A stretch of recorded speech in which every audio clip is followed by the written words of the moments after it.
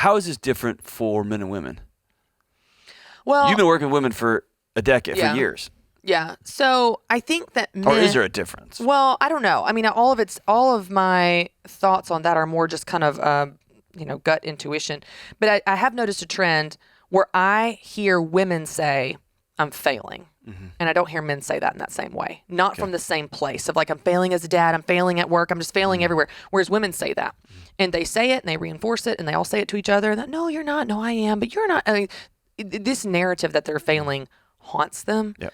I do think that, at least in my observations, you can tell me if you feel like this, but I think that men tend to compartmentalize easier. Like Matt seems to be able to compartmentalize a little bit easier. Whereas when he's at work, I really don't think he's thinking about us, which is awesome. Gotcha. Because he's at work. Be where your feet are.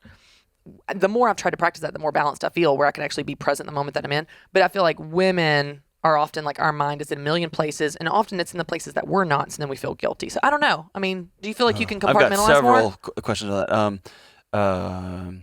I'm taking notes here, industry.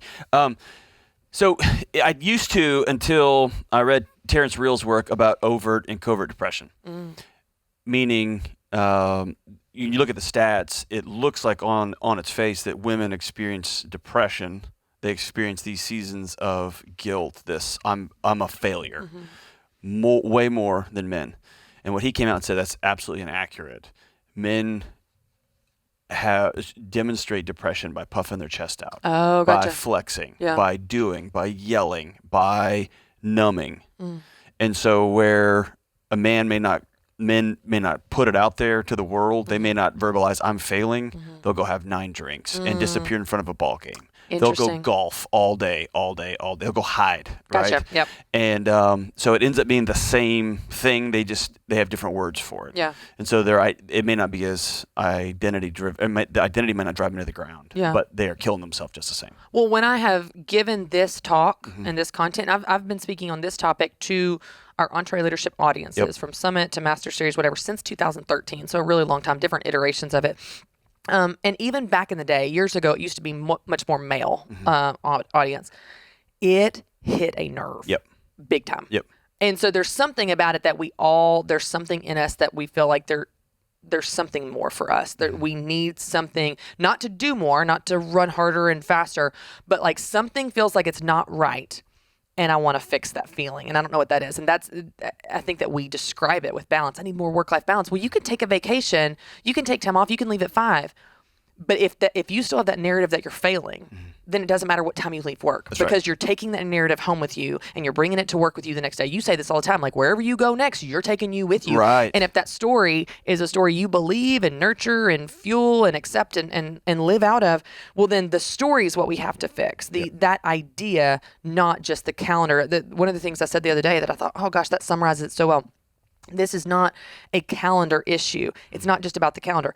It's about enjoying the life that the calendar represents. I want to help people do that. So how do you help somebody, when I used to travel with work, and now we travel now, I used to, as soon as I'd get on the plane, I'd start writing notes to my kids. I would text my wife. I would start trying to anchor back to where I was, because I was guilty that I was leaving Sheila with 2 little kids. I was guilty I was going to get to stay in a hotel by myself and sleep and all those things. And it occurred to me a couple of years ago, I'm dishonoring whatever group I'm going to speak to. I am not helping them at home at all. I am making a choice to be more miserable by trying to be, having my heart back there, my work over here. So now when I leave the house, I'm out.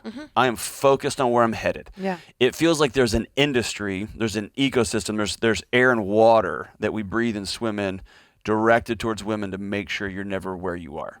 Does that make sense? There's an industry of guilt that surrounds women in a way that I don't feel. Yeah. Yeah. You should be at home with your kids, and if you're not, why are you at home with your kids? We worked all this time. You should be a vice president of a company. If you're a vice president of a company, you should be wearing this. Does that make sense? Okay, I'm not going to get into the whole gender thing with this, but I am curious. When you travel, do people ask you who's watching the kids?